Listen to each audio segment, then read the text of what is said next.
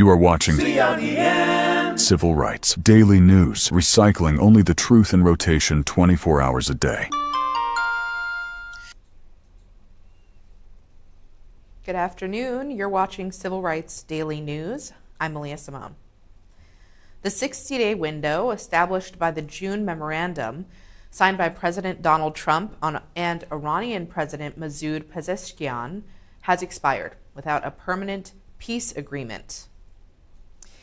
The interim deal was meant to pause major military operations and allow time to resolve disputes over Iran's nuclear program and commercial shipping lanes.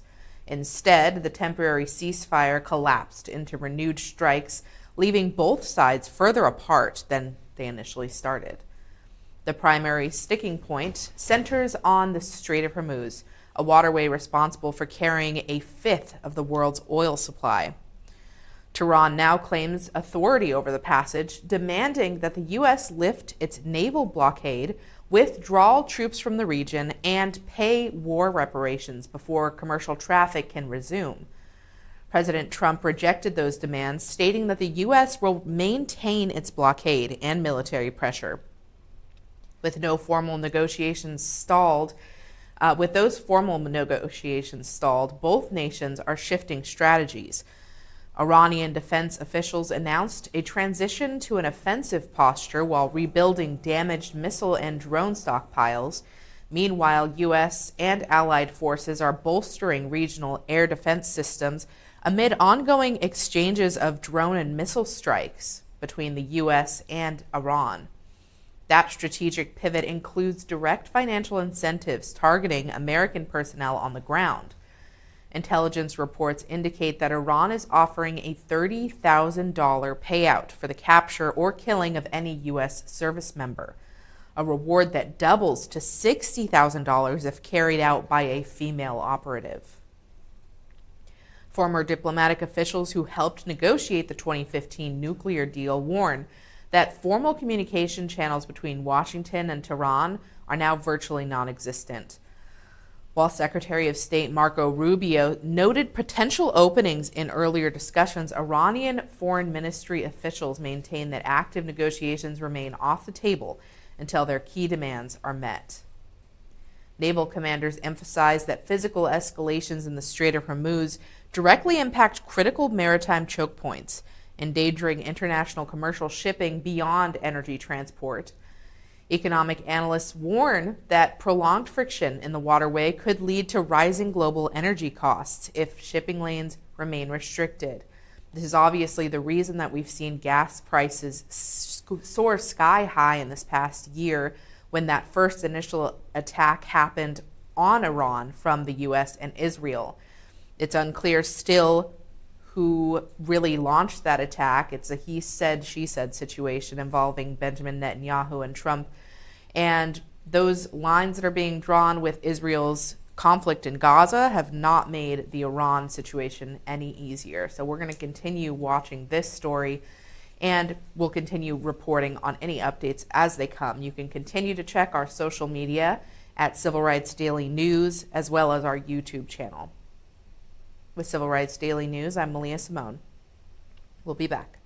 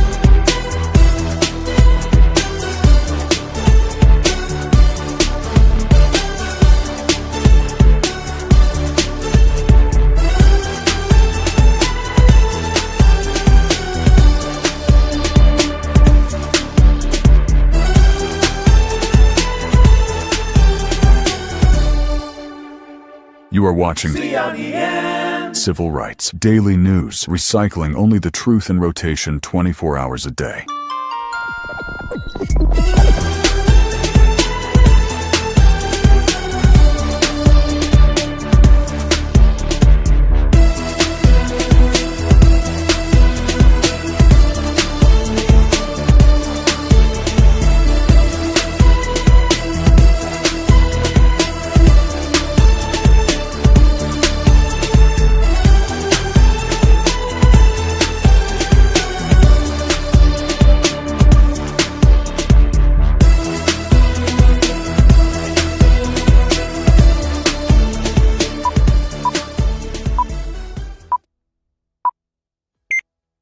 You are watching Civil Rights Daily News, recycling only the truth in rotation 24 hours a day.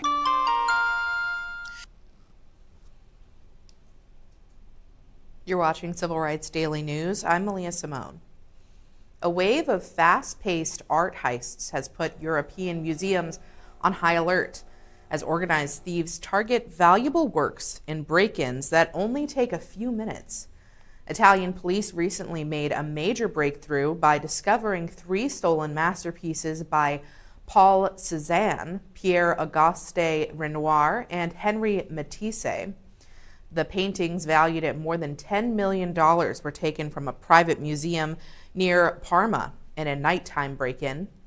Security footage showed that the masked intruders were forcing their way inside, grabbing the artwork off the walls and escaping through the gardens in under 3 minutes. Italian authorities detained several suspects in connection with the crime. However, art crimes remain an ongoing challenge across Italy and the rest of Europe. Just days after police discovered the Parma collection, thieves struck a regional museum in Sicily, stealing 4 Renaissance masterpieces valued at nearly $90 million during a national holiday. International law enforcement agencies continue to work together to track down stolen collections and tighten security at those cultural sites. When famous artworks are stolen, it might seem puzzling because masterpieces are virtually impossible to sell openly. According to art crime investigators and law enforcement experts, though, thieves rarely steal high-profile pieces for private collections or black market art buyers. Instead, stolen art is usually used as a tool within organized crime networks. Experts explain that primary reasons for organized crime groups to target valuable art is to use the piece as a criminal collateral. So major works of art carry high estimated values but are compact and easy to transport. Criminal syndicates often use stolen paintings as security to secure loans from other criminal organizations or as payment in illegal trades involving drugs and weapons. Because the artwork holds so much value, it acts as a form of underground currency that avoids standard banking systems that would be easier for law enforcement and investigators to track. Another common motive is art napping, where thieves have stolen paintings and hold them for ransom. Instead of trying to find a buyer on the black market, criminals contact museums, private owners, and insurance companies to demand a payout for the safe return of the work. In other cases, individuals facing criminal charges may attempt to use stolen art as a bargaining chip with law enforcement, offering to return the famous art pieces in exchange for reduced prison sentences or dropped charges. For Civil Rights Daily News, I'm MALIYAH Simone. We'll be right back.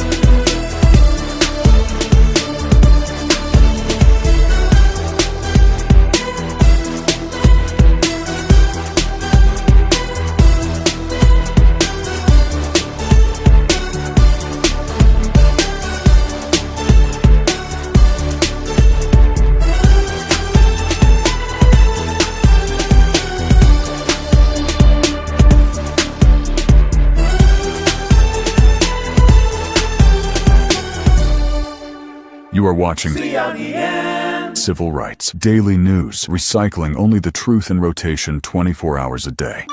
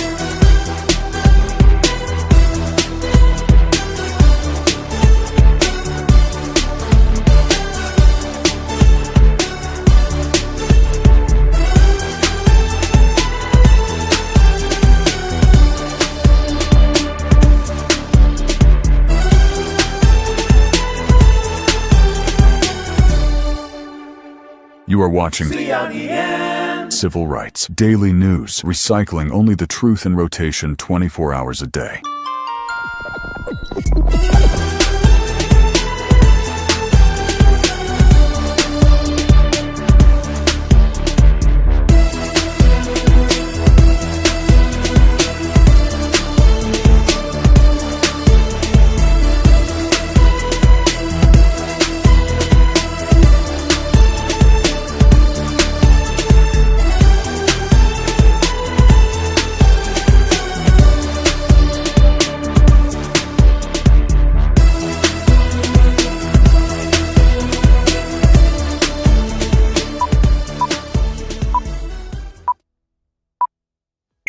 You are watching Civil Rights Daily News, recycling only the truth in rotation 24 hours a day.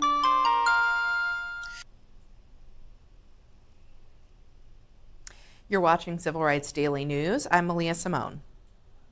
The Trump administration is pushing a major effort to change American higher education.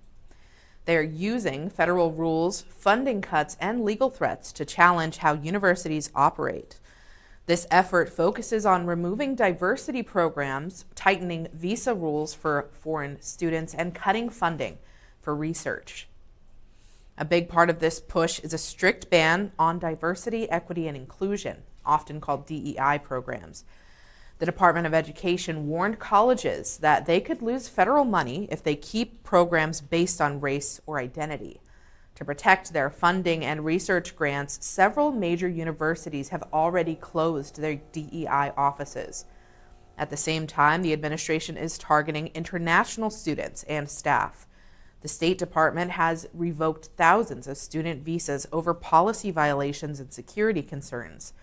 The administration also wants to end rules that let foreign students stay for their entire degree program, replacing them with fixed time limits, higher fees, and strict limits on working after graduation.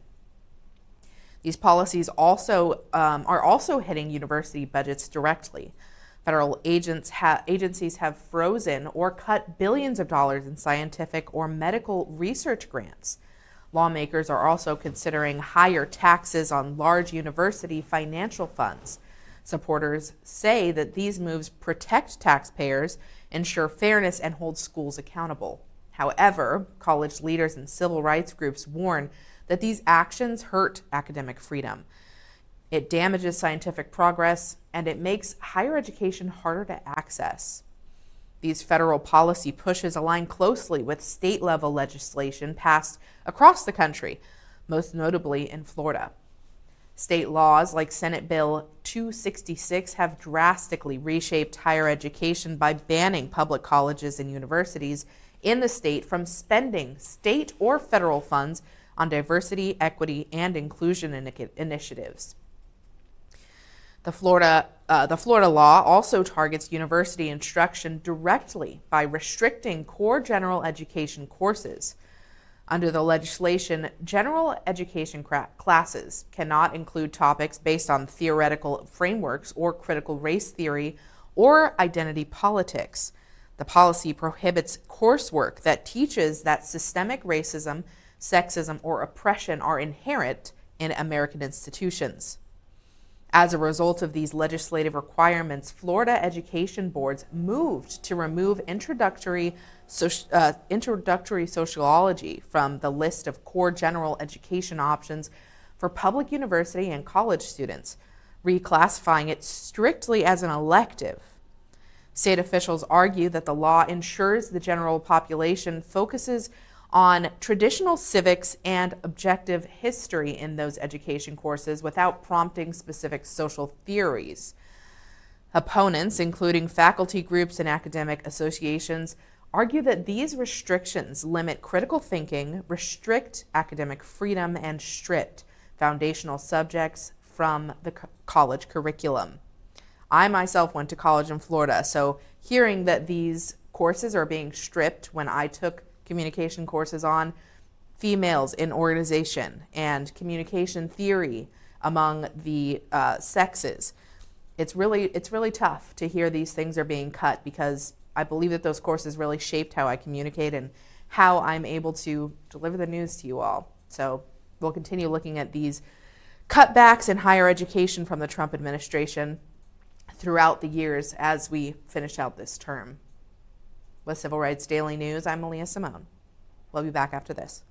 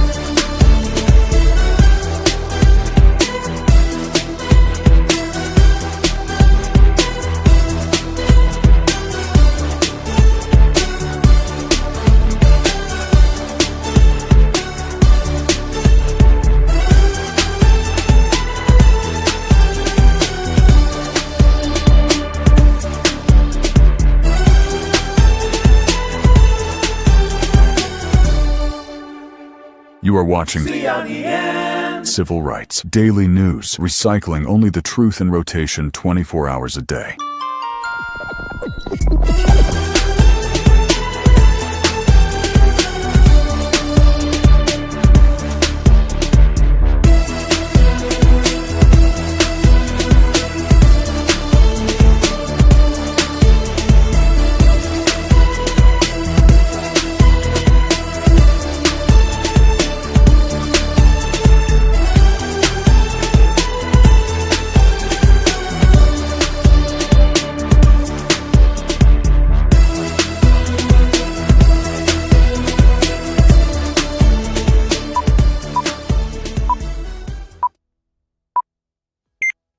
You are watching Civil Rights Daily News, recycling only the truth in rotation 24 hours a day.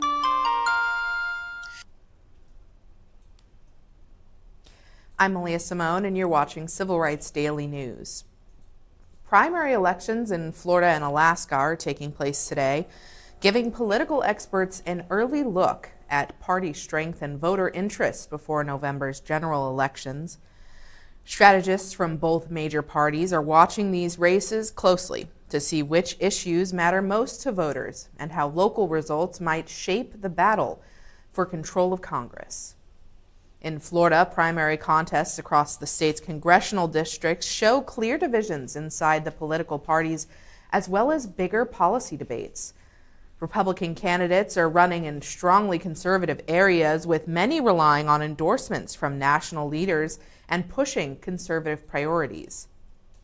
On the Democratic side, candidates in competitive districts are focusing on protecting abortion access, lowering health care costs, and dealing with local economic concerns to build support for the fall.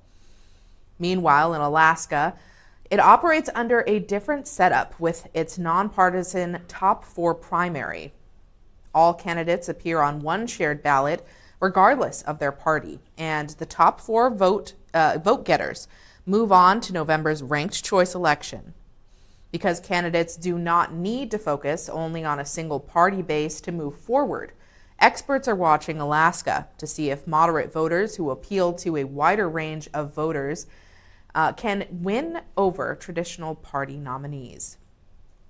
Votes are continuing to build up and be cast in those states, so we'll continue to monitor that throughout the day, and we will provide an update tomorrow on where we stand on those key elections. With Civil Rights Daily News, I'm MALIYAH Simone. We'll be right back.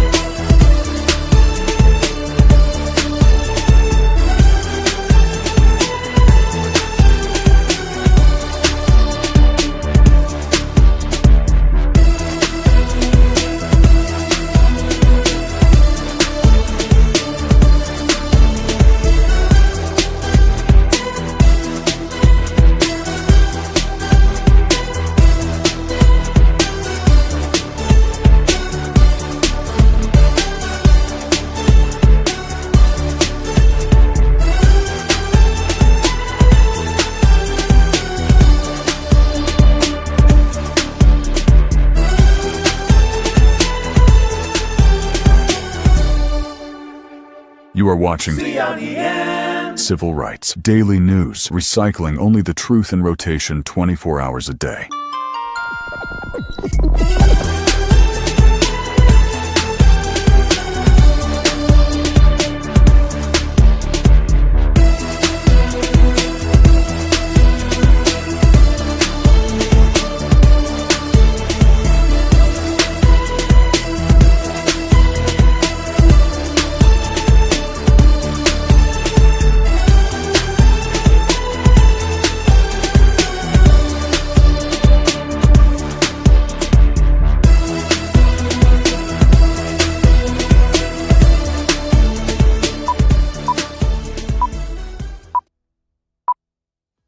You are watching CRDN Civil Rights Daily News, recycling only the truth in rotation 24 hours a day.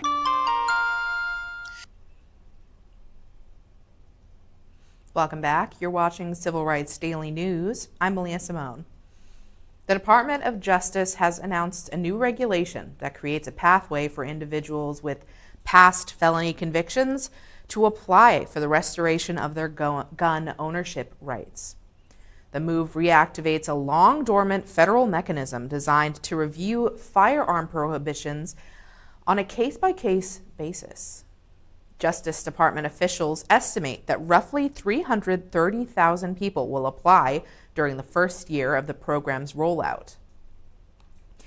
Currently, under federal law, individuals convicted of crimes punishable by more than 1 year in prison automatically lose their right to buy or possess firearms in the future.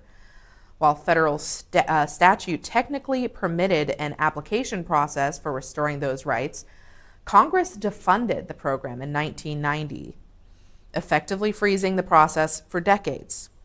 The new Justice Department rule establishes an application system with individual background screenings and waiting periods following sentence completion. Administration officials frame that the policy shift as a key effort to protect Second Amendment rights and ensure citizens have served their time and can regain their constitutional privileges if they no longer pose a public safety risk. However, criminal justice reformers and gun safety advocates express concerns, arguing that rearming individuals with felony records could increase public safety risks and create heavy administrative demands for law enforcement agencies responsible for reviewing applicant backgrounds. This policy change reflects a long-standing emphasis by the Trump administration on expanding Second Amendment protections and scaling back federal firearm restrictions. Throughout his presidency, Donald Trump has consistently aligned his regulatory agenda with pro-gun advocacy groups, framing gun ownership as a core constitutional right that requires protection from federal oversight. In his term, President Trump issued an executive order titled Protecting Second Amendment Rights, which directed federal agencies to review and dismantle restrictions enacted under the previous administration. That mandate led the Bureau of Alcohol, Tobacco, Firearms, and Explosives to roll back the strict enforcement standards for gun dealers, making it easier for revoked or suspended sellers to reapply for licenses. The administration also took steps to eliminate executive offices focused on gun violence prevention and halted federal efforts to defend certain restrictive firearms rules in ongoing court challenges. While gun rights supporters praise these moves as a necessary defense of constitutional liberties, critics argue that the administration is dismantling essential public safety protections. Opponents argue that weakening regulations and oversight for the sake of expanding access to firearms increases the risk of gun crime and makes it harder for law enforcement to track illegal weapons in the system. The effort to restore firearm rights for nonviolent felons marks another major step in the administration's broader strategy to roll out and roll back on federal gun regulations across the board. The debate surrounding the gun violence statistics remains a central point of contention between public health researchers, policy advocates, and lawmakers, with interpretations often depending on which metrics and timeframes are being analyzed. During Trump's presidency, national data from the Centers for Disease Control and Prevention showed that overall firearm-related deaths rose, driven by increases by both firearm homicides and suicides.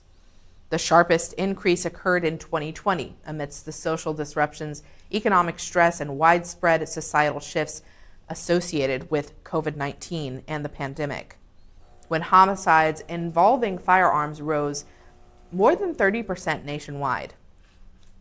Gun control advocates and research organizations attribute these trends in part to federal regulatory discussions, such as rolling back administrative oversight on firearm sales, the reversal of restrictions relating to mental health background checks, and the broader expansion of access to firearms. They argue that an increase in the number of firearms in circulation directly correlates with higher rates of gun-related injuries and fatalities. Administration officials and Second Amendment supporters reject the connection between federal deregulation and rising crime rates. They argue that spikes in gun violence are primarily driven by local law enforcement policies, bail reform initiatives, and economic instability rather than lawful gun ownership. Pro-gun groups point out that violent crime trends vary significantly by city and state, stating that expanding gun rights empowers law-abiding citizens to protect themselves, while urging focus on law enforcement and mental health support rather than federal restrictions. With Civil Rights Daily News, I'm MALIYAH Simone. We'll be back after this.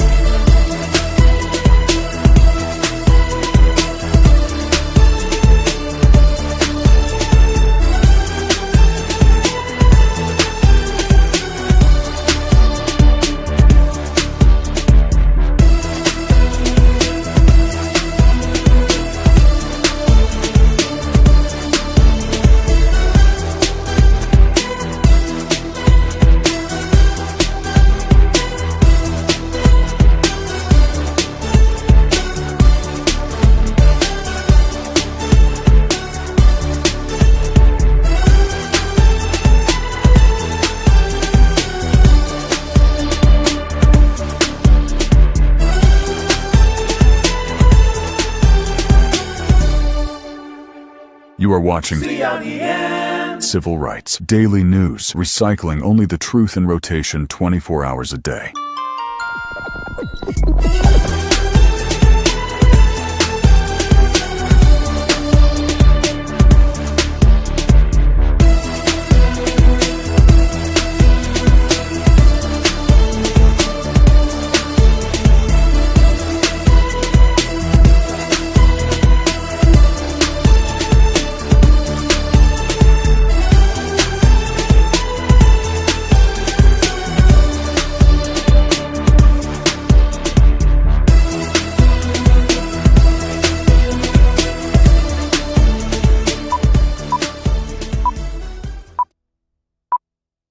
You are watching CRDN. Civil Rights Daily News, recycling only the truth in rotation 24 hours a day.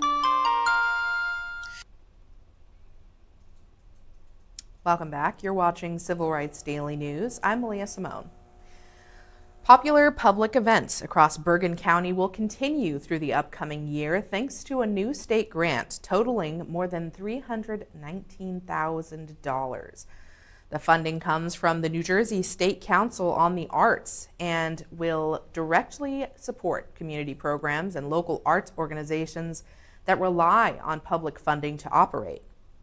The grant money will help pay for several annual county traditions, including Art in the Park at Van Saun Park, the music at the Waterdyke Barn Concert Series, and the Bergen County Teen Arts Festival. It'll also support musical performances at the annual 4-H Fall Harvest Festival and help fund local nonprofit arts groups through the county's Cultural Affairs Grant Program. County officials say public investment in local arts keeps these community events affordable and accessible for families across the region. Upcoming events supported by the grant include late summer and fall concerts at the Waterdyke Barn, as well as Bergen County Fall Festival scheduled for mid-September at Overpeck Park. Bergen County's art and cultural programming faced significant financial pressure without its state funding, as local budget allocations alone could not cover the total cost of organizing large-scale public events. County officials rely heavily on outside grant opportunities to bridge the gap between fixed municipal operation expenses and the funding required to produce year-round community entertainment. Without the $319,000 grant from the New Jersey State Council on the Arts, the county's Division of Cultural and Historic Affairs would have been forced to either reduce the schedule of events or trim operational costs. Events with higher logistical demands, such as multi-day festivals requiring security, staging, sound equipment, and site management, put a heavy strain on local arts budgets. The state grant covers key production expenses, allowing popular series like Music at the Waterdyke Barn and Art in the Park to remain free to the public. In addition to supporting county-run festivals, the grant serves as a critical funding source for small, local, nonprofit arts groups. Though the county's re-grant program portioned state funds are distributed to community organizations that lack independent fundraising powers, officials noted that without this outside state backing, many local nonprofits would lose vital financial support, and the county budget would not have been able to absorb those costs on its own. With Civil Rights Daily News, I'm MALIYAH SIMONE. We'll be right back.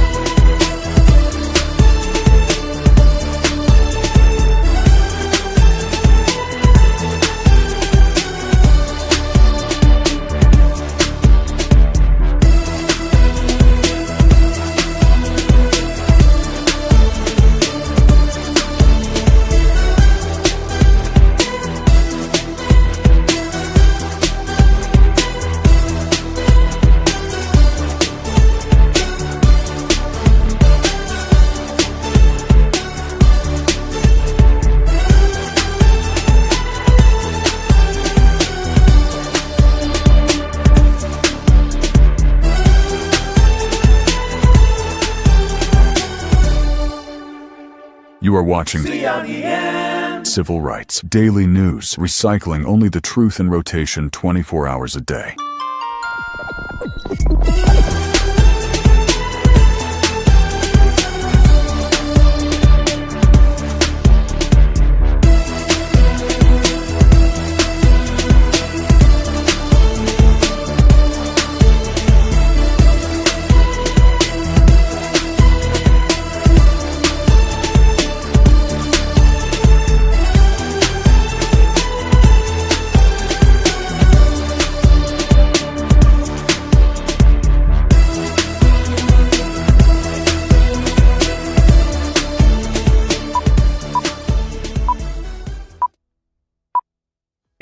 You are watching CRDN. Civil Rights Daily News, recycling only the truth in rotation 24 hours a day.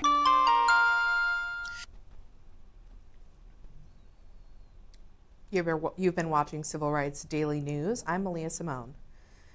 Entertainment news centers today on the sudden death of actress Hayden Panettiere, who passed away at the age of 36 in South Carolina this weekend.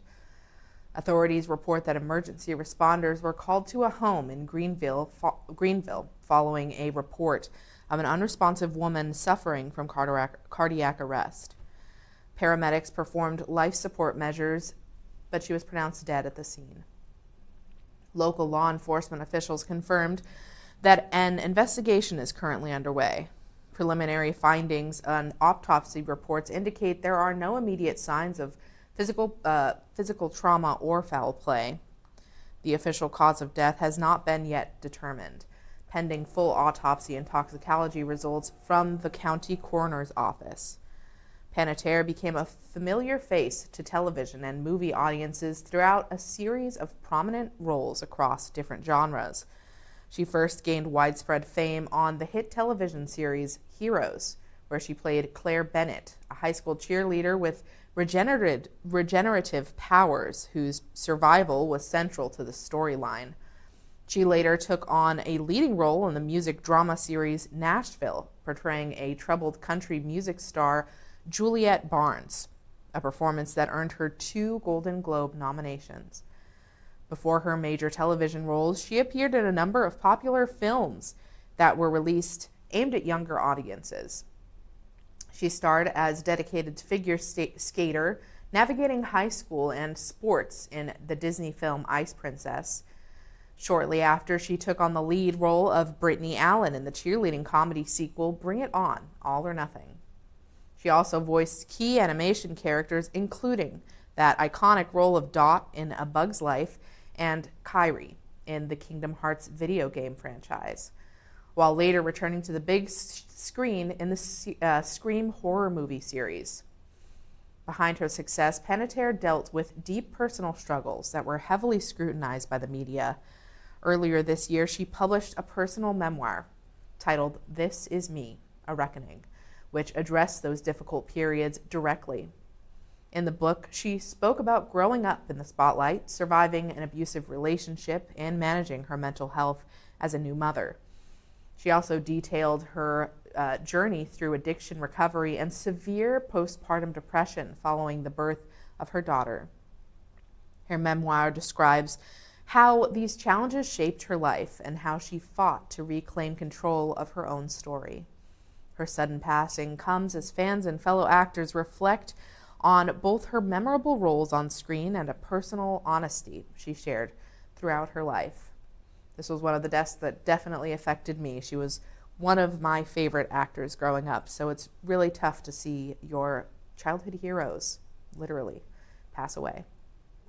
With Civil Rights Daily News, I'm MALIYAH Simone. You are watching CRDN. Civil Rights Daily News, recycling only the truth in rotation 24 hours a day. Tune into Civil Rights Daily News, TikTok, YouTube, and our website to catch CRDN Sidelines with Cam and Reggie. All your sports news reporting on a dime. Catch CRDN Sidelines every Wednesday starting May 6th from 7 p.m. to 8 p.m. Catch CRDN Real Take with Samia Charles live Sunday mornings from 10 a.m. to 11 a.m. starting May 10th. For Civil Rights Daily News, recycling only the truth in rotation, 7 days a week, 24 hours a day, I'm Jade Lopez.